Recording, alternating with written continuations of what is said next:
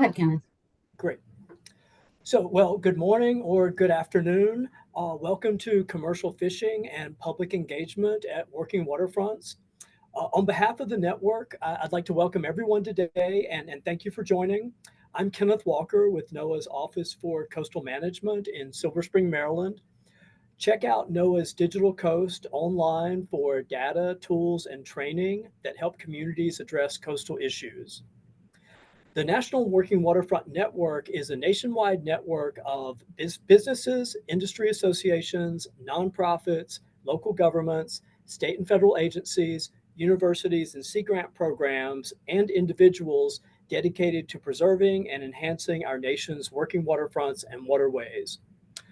Through the collective efforts of the network, which include a national conference, a listserv, a website, internships, a podcast, and webinars like this one, we work to increase the capacity of coastal communities and stakeholders to make informed decisions, balance diverse uses, ensure access, and plan for the future of their working waterfronts and waterways.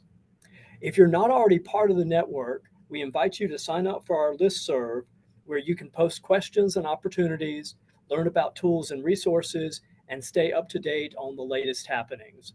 Sign up at nationalworkingwaterfronts.com. See the Connect, Get Involved pull down. Just a few housekeeping issues. I'd like to encourage attendees to stay on mute, but feel free to place questions in the chat box, and we will have time for Q&A towards the end of today's program. And I wanted to let attendees know that this session is being recorded, and the recording will be available on the network's website. Under the Resources tab, you can pull down and select webinars and podcasts. So at this time, I'd like to introduce Shannon Hogan. Shannon is a research associate at the Urban Harbors Institute at the University of Massachusetts, Boston. Shannon's work focuses on coastal and harbor planning, natural resource management, planning for adaptation and climate change, science education, and community engagement. Shannon has been with the network since 2021 and played a large role in planning the 2022 conference. Currently, Shannon helps plan the podcast and webinars, maintains the network's website, and manages the graduate research internship program. So, Shannon. Thank you, Kenneth. I just want to thank everyone for being here today. Before we begin, I just want to announce that the network will be running our internship program for the spring 2024 semester. Today, we've posted a request for research proposals for ideas related to sustainability of commercial fishing communities. That RFP is for academic institutions and or industry partners with project ideas. And it is due on October 23rd. I will put the link in the chat right now. And you can find it on our website. That's not the right link. Never mind. Here we go. Sorry about that. All right, so that's the right link. So moving on for today's webinar topic, this was a result of conversations that happened at the last network conference in Boston in 2022, which highlighted the need for connecting the public to working waterfronts. And working waterfronts are an integral part of coastal communities.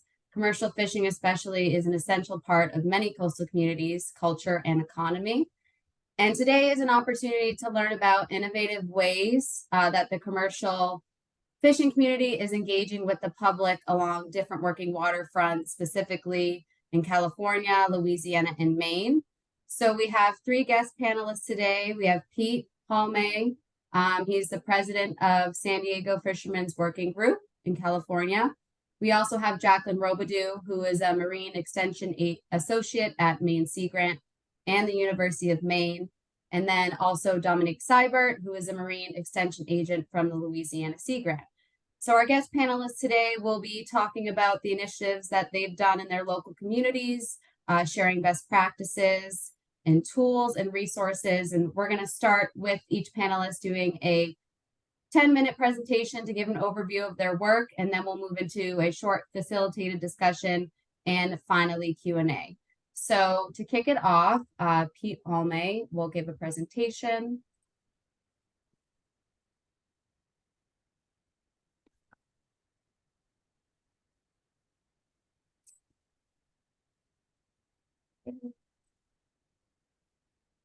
All right, Pete, I'm going to pass it over to you. Okay, my name is Pete Halme. I'm a commercial fisherman in California. I've been fishing since 1971.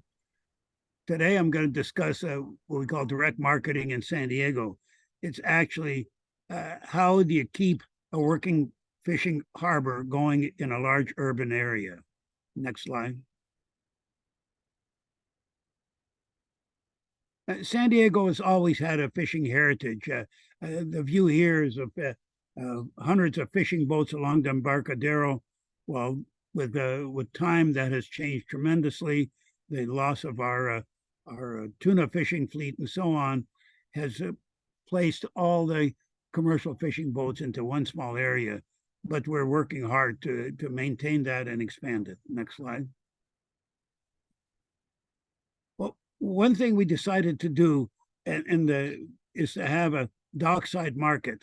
And the idea took 2 years, a lot of discussions back and forth and so on, until we got Port Commissioner Nelson and Supervisor Cox to promote it.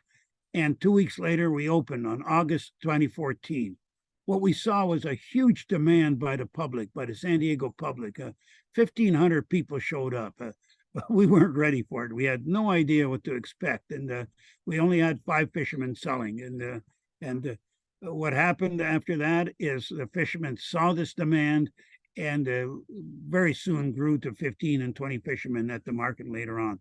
But if you see a picture in the bottom center, that's we tied a 20-pound tuna to the gentleman's bike, and he rode off with the whole tuna, because we didn't have the ability to process the fish, so we sold only whole fish. Next slide.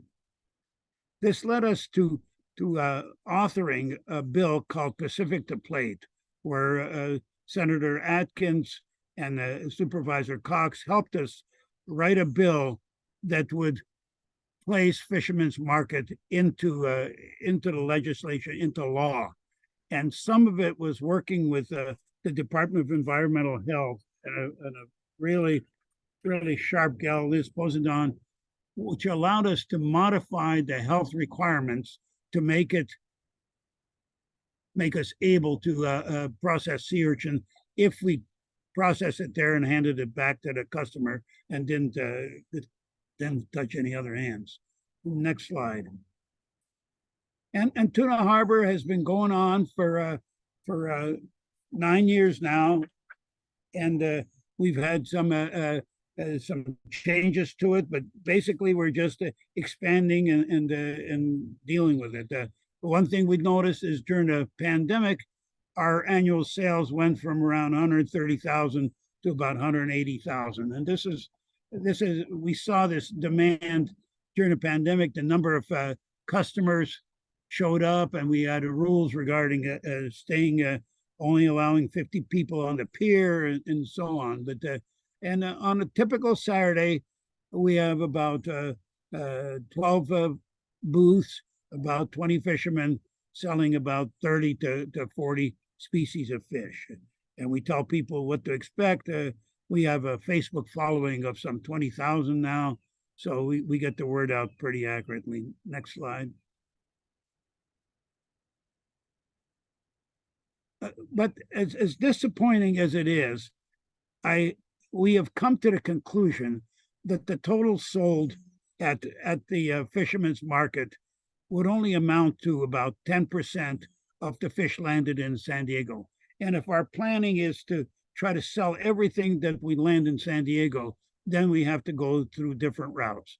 And the other 2 routes are direct to restaurants, which we think we can mount it up to 30%. And we're starting to consider a fish auction house that would take about 60%. We have grant funding to study a fish auction house and also marketing to restaurants. And so we're hoping to apply some of those things in the next year. Next slide. Nowhere is the importance of the fishermen's market more marked than when the developer came and wanted to put a $3.8 billion development exactly on top of where our working fishing harbor is.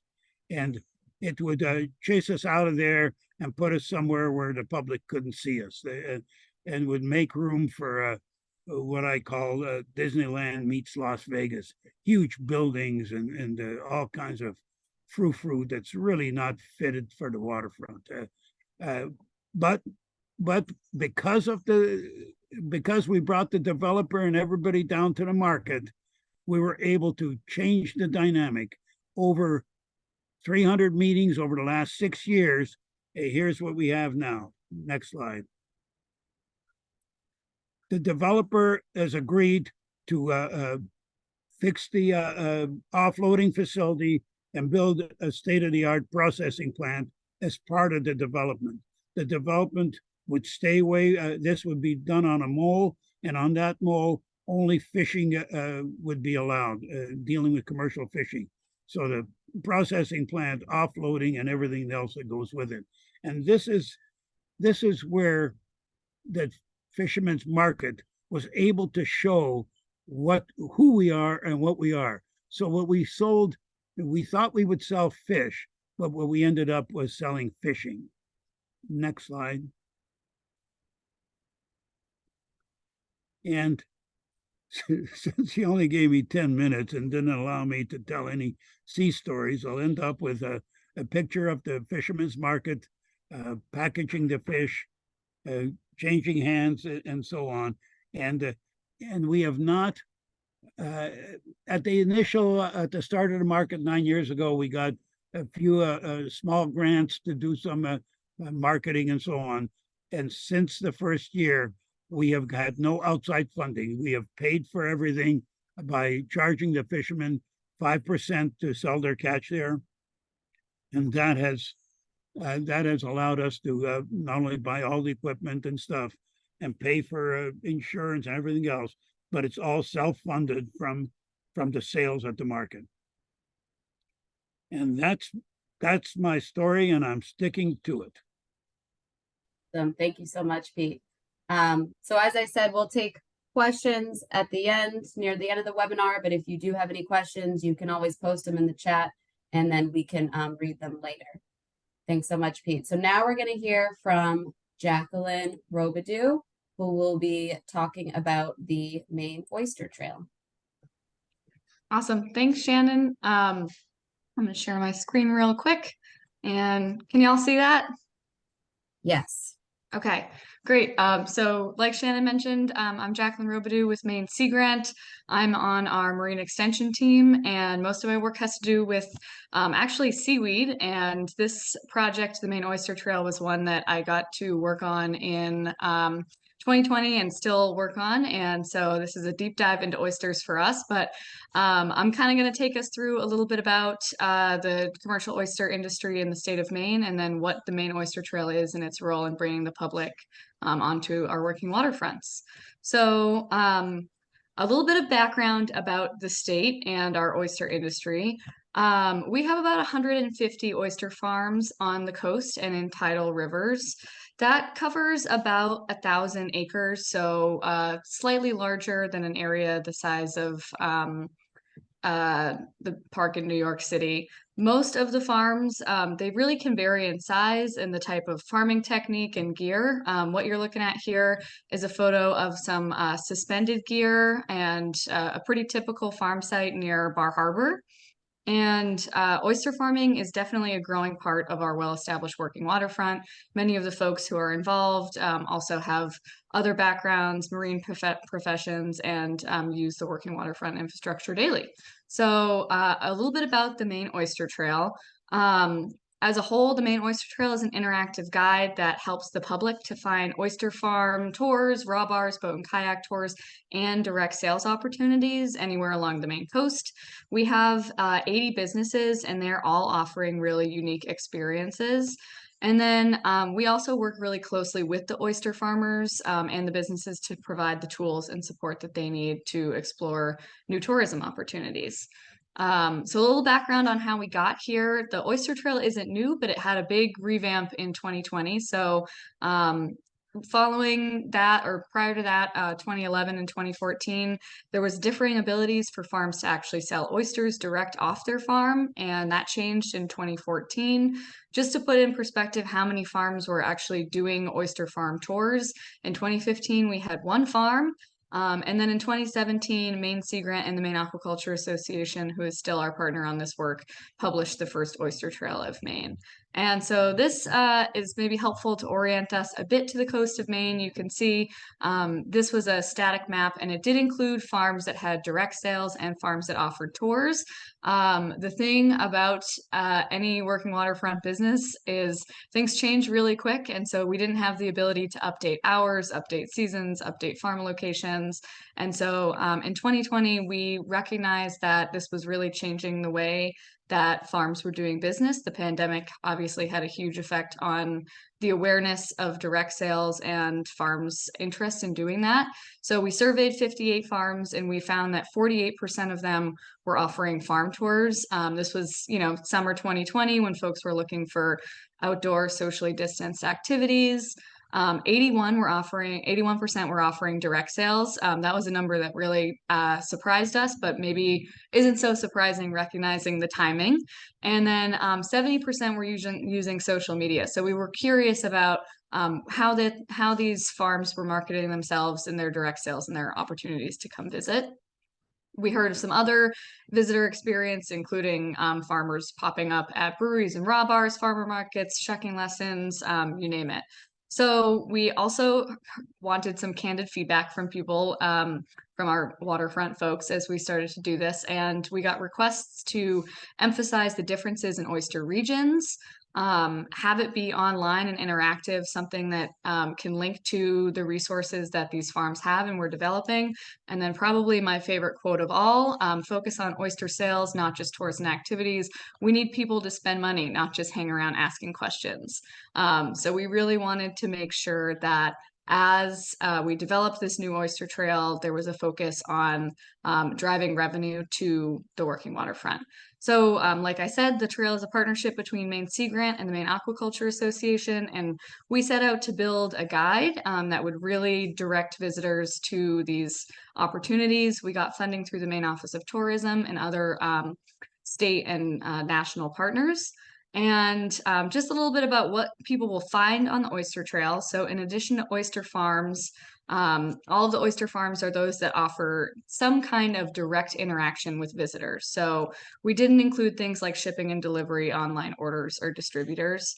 That was just a bit outside of the scope. But we did have also raw bars and shuck trucks that regularly offered a variety of Maine shucked oysters. They needed to make it clear to the farms to the guests what farms that their oysters were selling, and then also needed to display the oyster trail signage so people knew that they were actually on the oyster trail. And then also third-party tour businesses. So we had a number of farms that said, I don't offer tours. It's not within my capacity, but I have a kayak business that comes by. So those tour businesses are also included on the trail. And it's tours that specifically feature Maine oyster farms. And most importantly, the farm owners know that they're coming.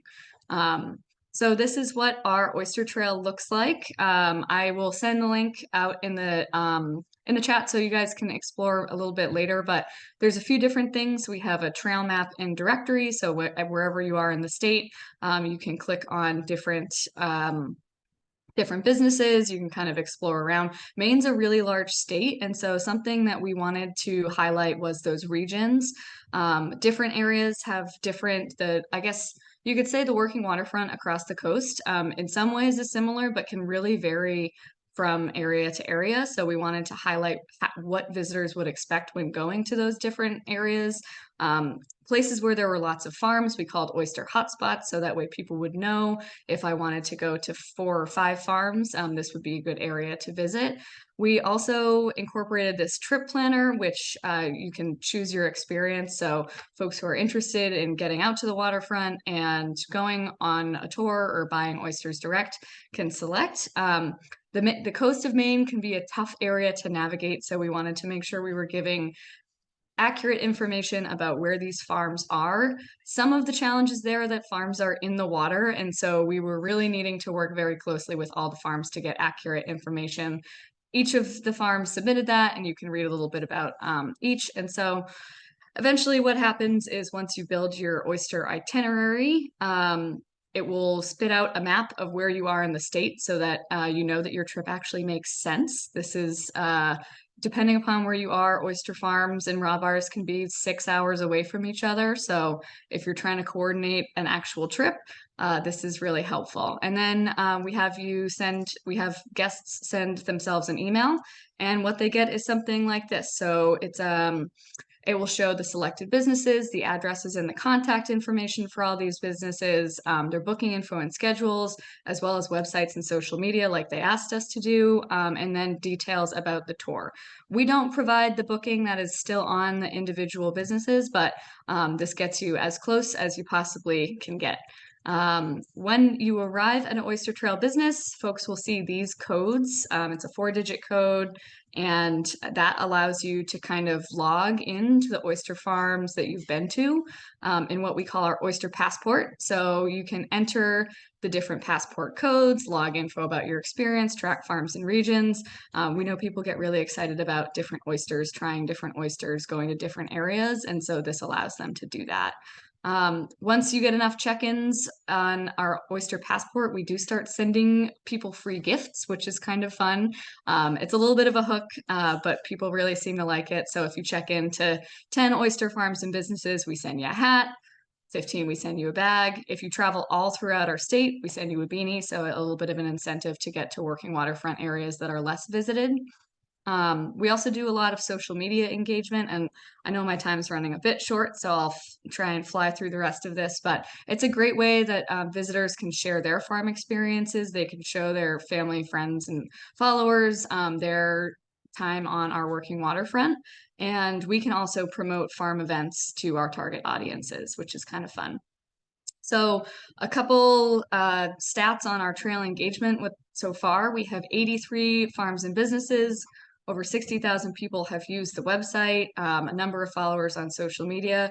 We have 3,400 registered users, so people who actually have made that oyster passport.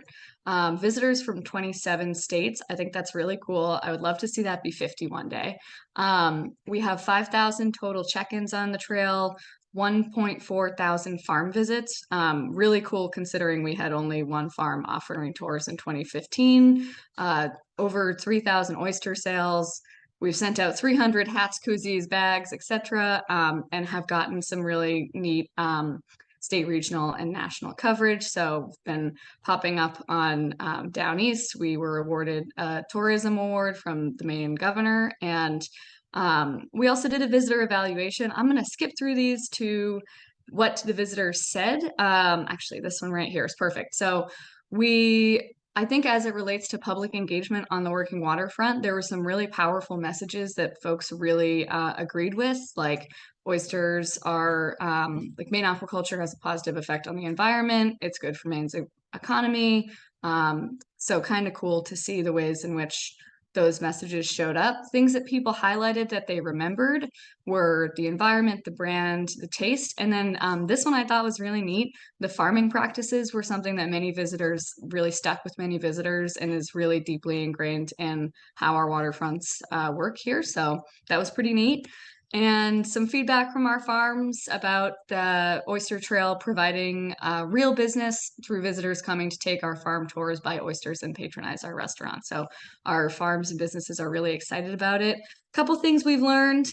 Oyster farms are really excited to welcome visitors, and social media can be really effective. We definitely see more check-ins at farms with online booking or social media.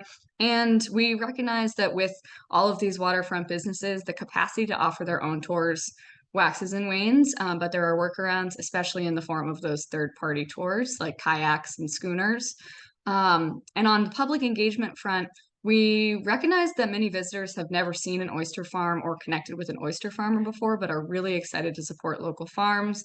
We have visitors from all over the US, and they do use our interactive tools, which is kind of cool because we didn't really know how it was going to go until we did it. And then the trail has really helped to establish Maine's working waterfront as a destination for coordinated tourism, and as aquaculture is a growing and important tool, we've really seen how it's engaged and connected the public to our working waterfront and marine businesses. So with that, I hope y'all come visit the Oyster Trail sometime, and I'll add some more info in the chat, and I know we'll be doing questions in a bit. Awesome. Thank you so much, Jacqueline. Great presentation. And we're going to move on to Dominique now for our final presentation.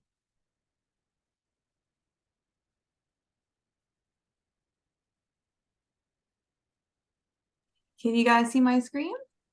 Yes. All right, so my name is Dominique Siebert. I work for the Louisiana Sea Grant as a marine extension agent, and I'm going to talk about our local seafood markets.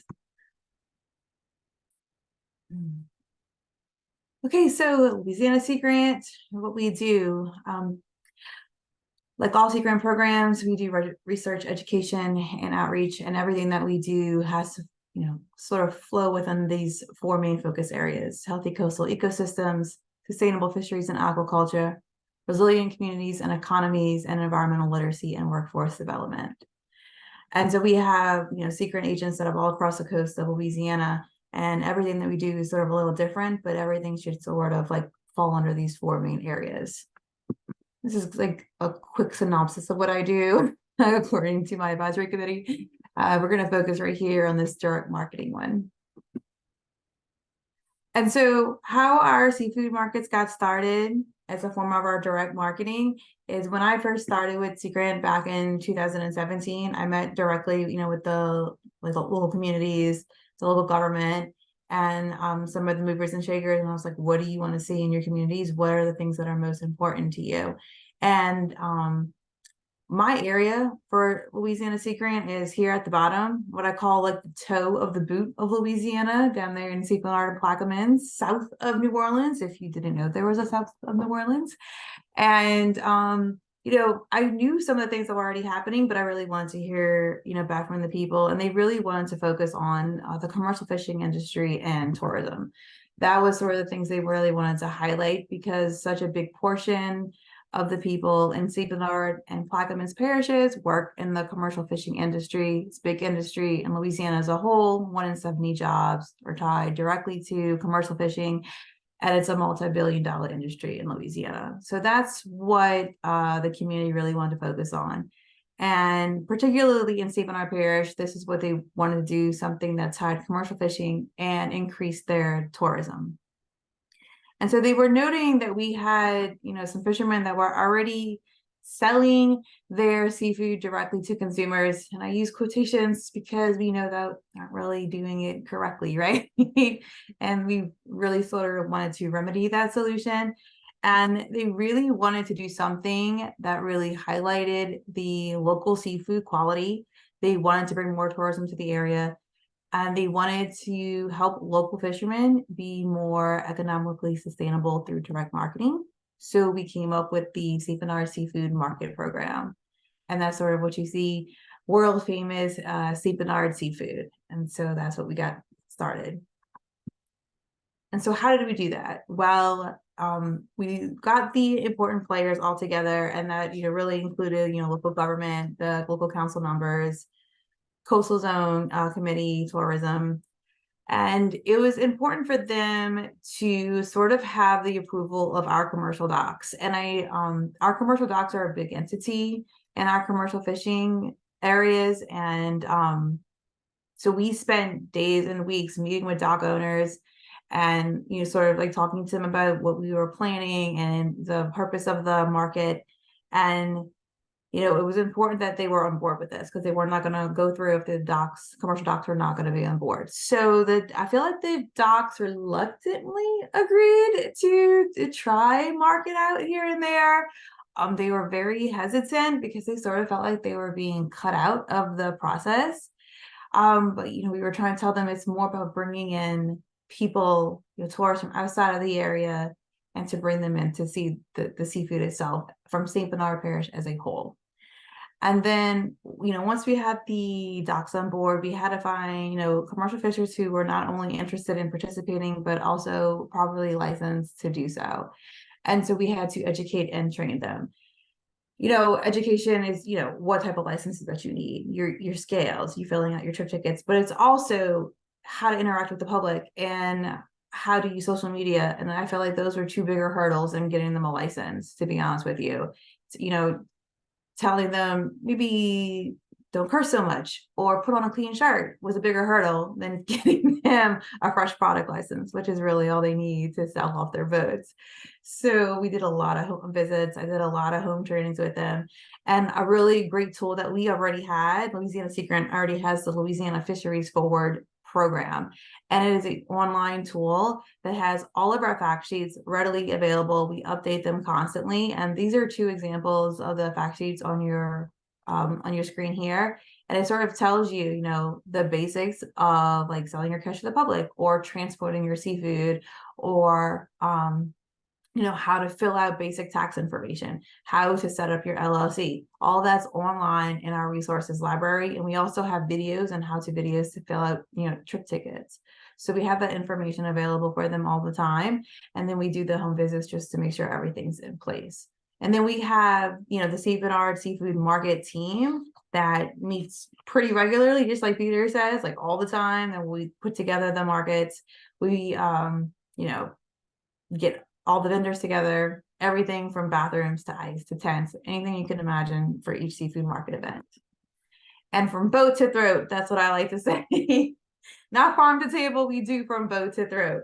We our first market, it took an entire year to get the ball moving. For our first market, we had it in 2018.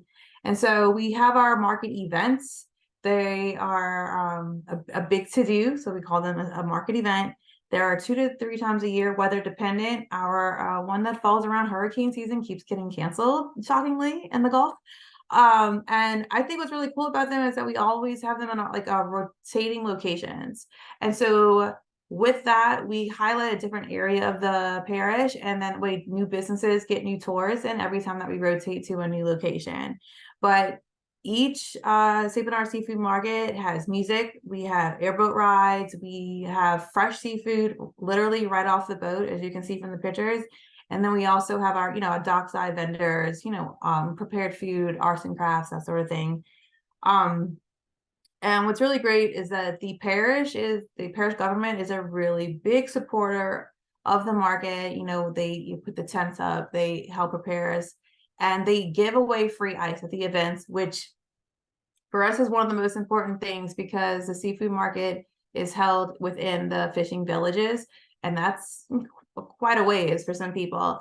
And we are really big on seafood handling and making sure that they're getting the seafood home safe. And more often than not, no one comes with ice to bring seafood back home. They may have an hour drive home. So we make sure to give away free ice at every single market event to make sure everyone is handling their seafood properly. And then they make it up by, they do drink sales and alcohol sales to make up for the cost of whatever else they do. Each of the markets, we sell shrimp, we sell finfish, we sell crabs, but our bigger sellers are shrimp and crabs. And I really think that has a lot to do with the ease that comes with selling shrimp to the public. So, it's easier for the seller and it's easier for the buyer, right? For the buyer, it's easier to clean versus, finfish, crabs, and oysters. And for the seller, it's easier to sell because you don't need as many licenses. LDH doesn't have to get involved. They don't have to be kept alive. So that is our big pusher at these markets, and we sell tens of thousands of pounds at our seafood markets. So how are our seafood markets doing? Well, every event we have, more fishermen participate, more public participation, more sales. So we are doing great with our markets. They get bigger and bigger each and every time. We now have docks actually participating. before where they were like, no, I don't know about this. They are actually participating in the market now, which is something I didn't think I would ever see. So they are fully on board with it. The surrounding parishes see how successful St. Bernard Parish has been, and now they are also beginning to design their own market programs, modeling it exactly around the St. Bernard Seafood Market Program. So yay, big check mark. I do want to touch on, though, that while these seafood markets are doing great, it's not the solution to save the seafood industry because, like I said, the market is only held 2 to 3 times a year. And proportionately, only a small number of fishermen participate because we have around 20 to 30 fishermen that participate, but there's approximately 400 to 500 licenses in St. Bernard Parish. So it's not economically sustainable solution for everyone, right? And so we have to consider that when we think about like long-term solutions. But the overall goal of the market was not just the seafood market itself. It was to highlight the quality of St. Bernard Parish seafood and to buy local seafood and to make connections. And we've already sort of seen that because the people who participate in the market, my fishermen tell me that they sell seafood year round now. They're not just selling seafood at the market. The people come straight to their docks, straight to their boats, and they're picking up their seafood all the time. They've made those connections. The seafood retailers in St. Bernard have told me that their sales have increased, and it's the people who've come to the markets and they've contacted, people on Facebook, like, where can I get seafood? Well, we don't have a market, but come to, today's catch or come to this dock. And there's seafood readily available literally all the time here. So if there isn't a market, you could visit all these other businesses. And that was really the overall goal of designing the market to begin with. All right. So questions, you guys, I'll leave the floor open to everyone for Thank you, Dominique. me, That was Peter, good. Jacqueline. So as you can see, 3 very different initiatives going on, kind of getting the public engaged with commercial fishing communities and selling seafood at the same time. So at this point, I'm going to move on to do a short facilitated discussion with our guest panelists. And then at the same time, you can put questions in the chat. And then after our facilitated discussion, we will go to questions from the audience. So my first question for you guest panelists, I'm going to open it up and any one of you can answer first if you'd like. What is your advice to other ports or working waterfronts looking to do direct seafood sales or something similar to the Maine Oyster Trail? So maybe related to kind of starting up this initiative. What do you have to do at the state or local level? Are there policy changes that need to be made? What lessons have you learned? Anyone like to give that a go first? Let me start because I have a very specific, I'm biased. So in my view, the first thing you have to do is get the whatever aquaculture people, in my case, fishermen involved in wanting to do it. It has to come from the ground up. If they have, the interest has to grow from them. And after that, you can start doing things. But if you can't get any interest going in the fishermen, then maybe what you're doing doesn't fit. They know pretty well what works for them and what doesn't work. It's just if we have 300 fishermen with 300 different business plans, what is it in their business plan that you can connect that will make it work? And that's what you're trying to achieve is the involvement of the fishermen. Absolutely, thank you. Dominique or Jacqueline, would you like to add to that? Yeah, I mean, I totally want to second what Peter just said. The first thing that we did when we started thinking about doing the Oyster Trail was that survey. That happened before we did any kind of updates or revamp of it. And, talking with people on the ground about what their needs really were. So that way, when we started to think about developing it further, we had a sense of that. The other thing that was really helpful for us was to lean on our state agencies and resources, whether that was our Maine State Office of Tourism, who is in the business of getting people to the state of Maine, or our Maine Department of Marine Resources, who is very much in the business of keeping people safe as they consume products that are coming off of our waterfront. So definitely engage with your both fishermen and the businesses first, as well as the resources at the state level. or also maybe community levels too. I can imagine like local tourism boards and economic development agencies being really helpful too. Thank you, Jacqueline. Dominique, do you have anything to add to that?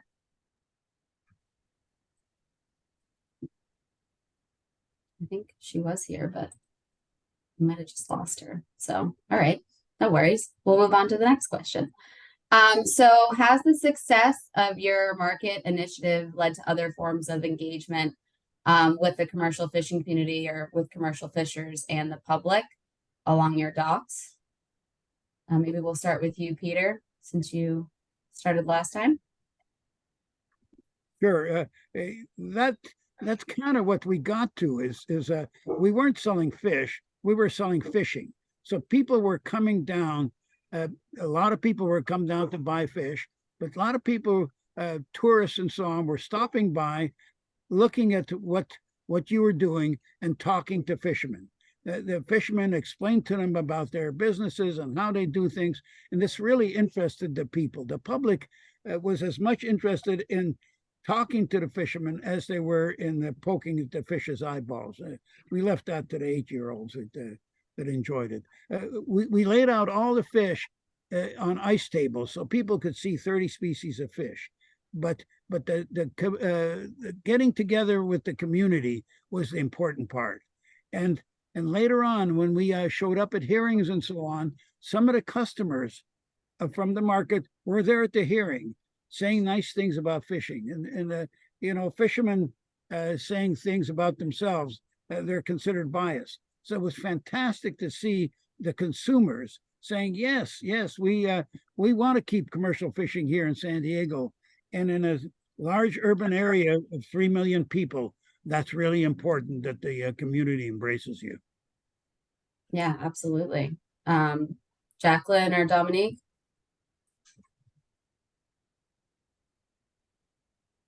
Yeah, I can add from our experience with the Oyster Trail.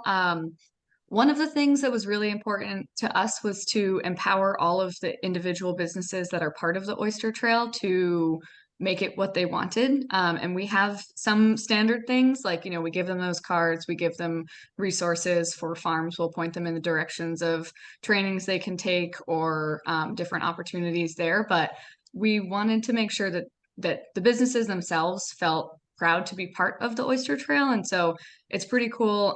We partnered on the first Maine State Oyster Festival back last year, and many of the businesses had their display cards out. So it's kind of cool to see. I think in a lot of ways, we are not even aware of all of the ways in which the Oyster Trail has helped businesses to engage their customers because they have the I think for some, when they were thinking about joining the Oyster Trail, we heard feedback from some of our oyster farms like, yeah, I don't do a ton of tours, or I don't do a ton of direct sales, or I'm not sure if I have time for that. And it's not, I think Dominique brought up a really great point. It's not always a fit for every business and everyone's capacity, but those that kind of took to it we've heard awesome feedback from them about, I never thought I would be doing as many tours, or I'm making connections with both the public, but then also new raw bars that I'm selling to because they want to be part of the trail, so they need my oysters, etc. So yeah, there's many different ways I think that we've seen engagement, and some that we probably don't even know about. Yeah, that's a good point. I didn't think about that.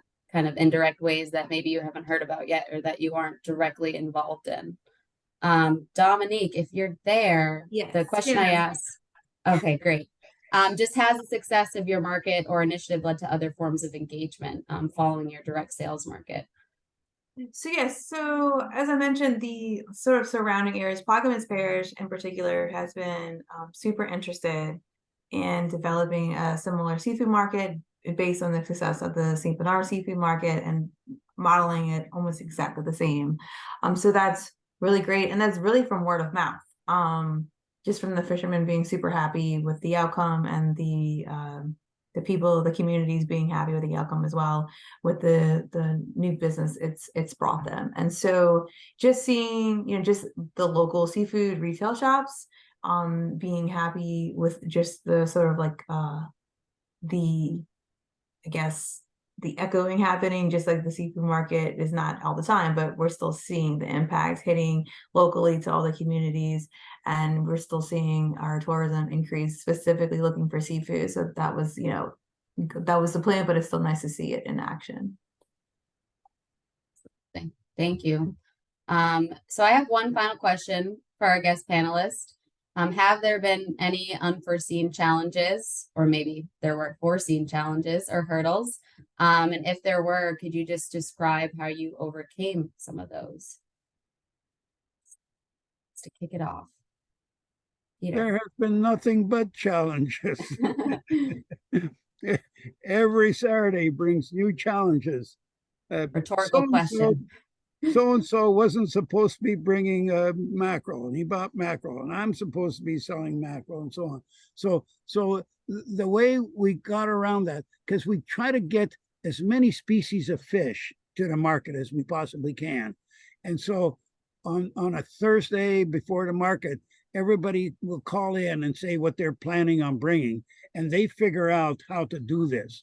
And this, before that, nobody knew what the other fellow was bringing. So they didn't know how much to bring, because a fisherman only wants to bring enough that they can sell that day. So allow them to start planning on how much to bring or what they're going to bring.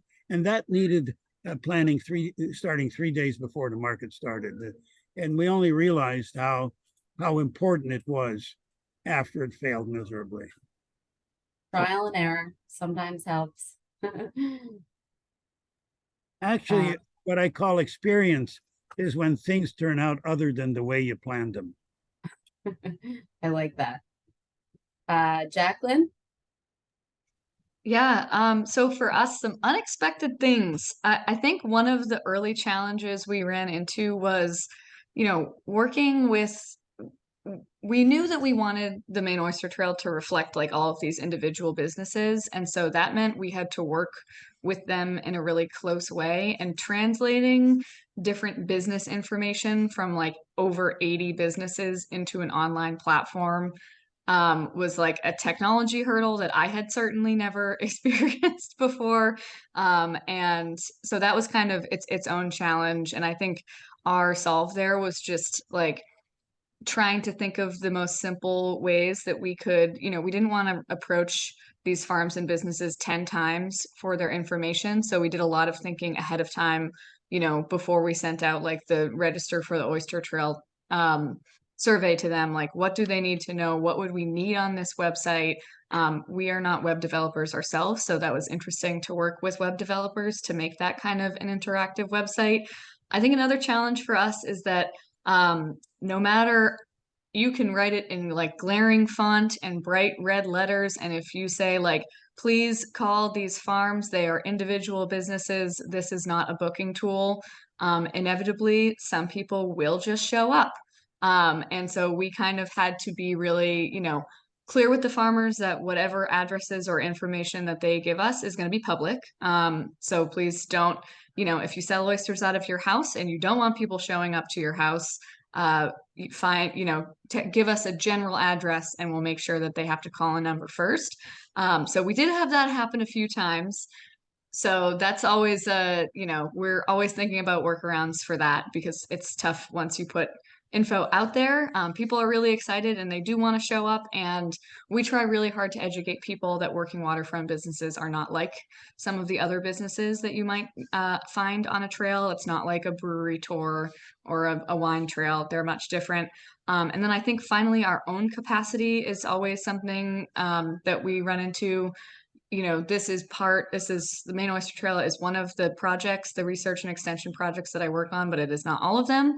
And so early on, we brought on partners to increase our capacity. So we work really closely with the Maine Aquaculture Association to make this happen.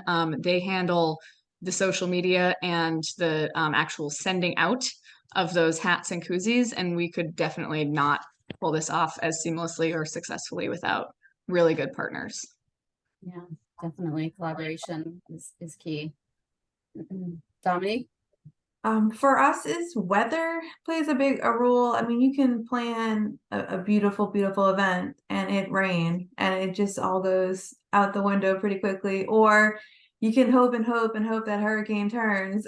It just does not, or it turns directly into your path at the last minute, and that's happened quite a few times. So, nobody controls Mother Nature, and so that just seemed to get us quite a few times.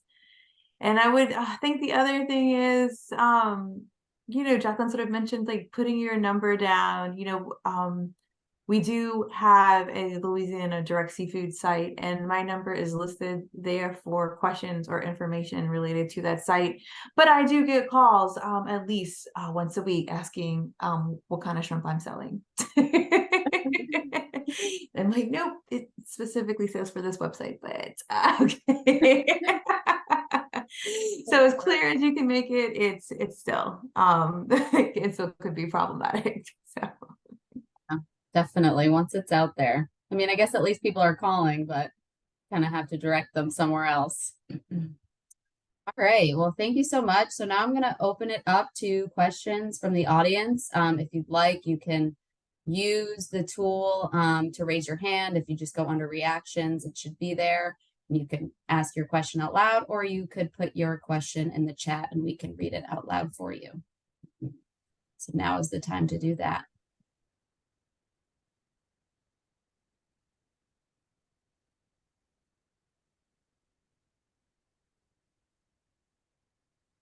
Just give people a couple minutes here.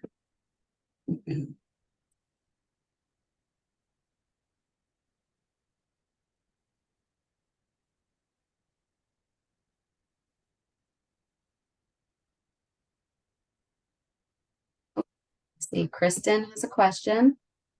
Yeah, thanks, Shannon. And thank you guys for your presentations. I'll ask a question while everybody else is thinking of theirs. And it's sort of tangential to what you talked about, but all three of you mentioned the importance of social media.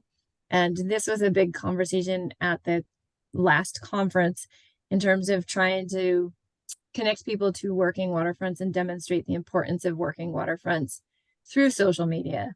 And I'm wondering if any of you have any tips on what's worked well via social media in getting people to engage with your programs, or what hasn't worked well. And I think, Dominique, you mentioned that you actually did trainings for people. So if you guys could speak a little bit about your social media engagement and whether or not you have any tips for folks who are also trying to figure out how to connect people to working waterfront efforts through social media. Well, for our market here in San So yes, Diego, the training that Sorry. Oh, Pete, why don't you go and then Dominique will have you right after. for our market here in San Diego, we decided social media was important. So we invest a large amount of money, $200 a month on social media. And with this huge fund, we're able to raise the number of people participating to 20,000. I think it just hit 20,000 this week, and also Instagram. But what we found is that it's something that they have to do every day. You can't just have a Facebook page that doesn't do anything, or Instagram that doesn't do anything. So it requires somebody to be on there all the time. And the young lady that does it, I said, I don't really care for those pithy comments every way. And then I went to the Boston Seafood, says, I love your Facebook page. She has such fantastic comments all the time. So I realized that the Facebook page is outward facing and not inward facing. It's meant for the outside world and not what I like or don't like. Thanks, Pete. Dominic, you had something to add to that? Sure. So the training that I do is predominantly Facebook. The fishermen that I work with, the mean age is over 50. None of them had Facebook before I started working with them. That's what they felt comfortable working with. They went from having no social media, and they post every single day. Peter is right. You have to post all the time. You can't have a Facebook page that sits there. And I'm so impressed with their way that they have grown. They post all the time, highlighting their seafood products, highlighting, what they're bringing in. If they're going out, their posts are going out. On their way in, they're posting what they're coming in with pictures of what they just caught. They're so great about it. They're so diligent. it's sort of funny because I asked them, why they like to use Facebook, and they say people who spend money use Facebook, broke people use TikTok. And that is what they told me. So that's what they're sticking with, and that's what I'll help them with. Sounds like Facebook has been a powerful tool. I feel like it kind of went off the grid, but it's kind of making a comeback. Jacqueline, do you have anything to add to that? Yeah, I guess on the content side, because we do photos and videos, we generate those photo assets through the trail. We see a lot more engagement with videos than we do with photos. So if you're thinking about building a budget, consider putting in funding for a videographer or some drone footage, because a 2-minute video we've used like many times. The other thing that has been helpful, I think, for us in the farms is the ability to like tag them in stuff. So, similarly, many of these, I guess a lot of these farms and businesses are at different places with their social media journey, if you will. We have some that like absolutely do not have that, and we have others that are on there every day. And so whenever we're doing any kind of like promo, or if we're sharing photos, we really try and make sure that if the farms do have an Instagram or Facebook, that we're tagging them so that way they can repost it. They show up. That takes a little bit of the burden off of them to always be the ones that are putting it out there. And it's not uncommon to see the farms bring on help, or like enlist their children to help with social media either. So I think we have a lot of like family oriented social media happening here, related to the oyster trail too. Good. Yeah, it always helps to make sure you're constantly producing it. I know that is, helping with the network too. We probably have time for one more question. We have a hand raised. So Captain Jim Kendall, I'm going to pass it over to you. Right again here. Yeah, thank you and good afternoon, everyone. Very interesting conversation, but for the most part, a lot of it doesn't apply to me or to my area here in New Bedford, probably the biggest fishing port going here now. And that's somewhat of a shame in a way. But I don't know if there's been any activity of sale at the docks here, even with COVID. I know further north along the coast and up into Maine, there's been some activity that way. But what I wanted to put forward here is a proposition about people should really consider closely, is that we are currently in one of the best positions that we've ever been in as an industry, with it being able to reach out nationwide, if not further, by using these Zoom and Zoom type of programs. And I think we're still a little remiss in not taking full advantage of that. Several of you have mentioned using the social networks, and that's great. I don't particularly do it because I get enough emails that I can't really find the time to do it. But I would suggest to those who do it is that you might consider posting on your links a link to some of the upcoming webinars that affect you and the fishing industry. One in particular is Bowen, who is terrible at carrying on a decent webinar. They don't want to show, like you're showing here now, the people who are in attendance. I've never met Peter before, but I'd like to talk to him at some point about what they're doing up there, and others the same way. And each time I come on to some of these webinars, I see a lot of new names and yet a lot of old names that I recognize. And like I say, it's becoming more of a family than just the fishermen on the West Coast or up in Alaska or down in New Orleans or something along those lines.